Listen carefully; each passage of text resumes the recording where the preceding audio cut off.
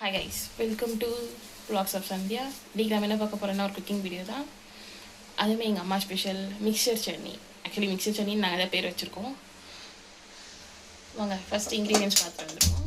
அதுக்கு முன்னாடி எங்கள் அம்மா கடாயை பார்த்து வச்சுட்டாங்க.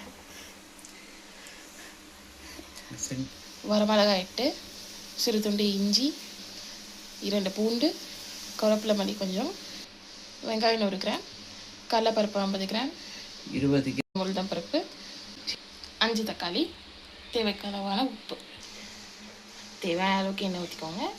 முதலில் கடலை பருப்பை போடுவோம். உளுந்தம் பருப்பு போட்டுக்கோங்க. நல்லா கொஞ்சம் லைட்டாக ப்ரௌனிஷ் ஆனதுக்கப்புறம் இப்போ வரமிளகாய் போட்டுக்கலாம். அடுத்து பூண்டு, இஞ்சி, அப்புறம் வெங்காயம் போட்டுக்கலாம். கருவேப்பிலை கொத்தமல்லி, உப்பு,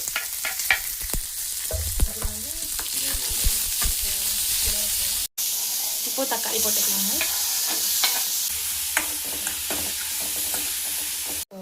வதங்கிடுச்சு கைஸ். இன்னும் கொஞ்சம் உங்களுக்கு வதக்கணும்னா நீங்கள் வதக்கிக்கலாம். கேஸ் ஆஃப் பண்ணிவிட்டு இப்போ ஆறுனதுக்கப்புறம் நம்ம மிக்சியில் போட்டு அரைக்க வேண்டியதுலாம். அரைச்சி கைஸ் இப்போ மிக்சியில் போட்டுக்கலாம். கொஞ்சம் தண்ணி ஊற்றிக்கோங்க. இந்த கன்சிஸ்டன்சியில் குறையாக அரைச்சிக்கோங்க. அதே கடாயை பற்ற வச்சுக்கோங்க. தேவையான எண்ணெய் காஞ்சதுக்கப்புறம் கடுகு போடணும், சீரகம், அப்புறம் நல்லா வெடிச்சதுக்கப்புறம்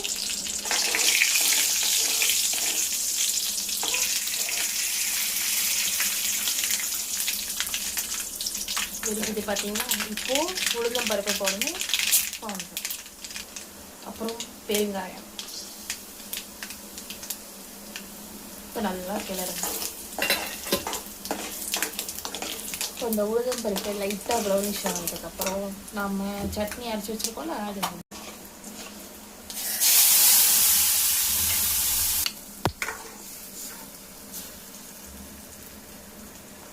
அதுக்கப்புறம் சட்னி ரெடி ஆயிடுச்சு கைஸ். உங்களுக்கு வந்து கெட்டியாக சட்னி வேணும்னா அப்படியே தண்ணி ஊற்றாமல் நீங்கள் அப்படி சாப்பிட்லாம். உங்களுக்கு கொஞ்சம் கம்மியாக வேணும்னா நீங்கள் அந்த மிக்சரில் தண்ணி ஊற்றிட்டு கொதிக்க வச்சுட்டு சாப்பிட்லாம். ரெண்டுமே சூப்பராக தான் கைஸ் இருக்கும்.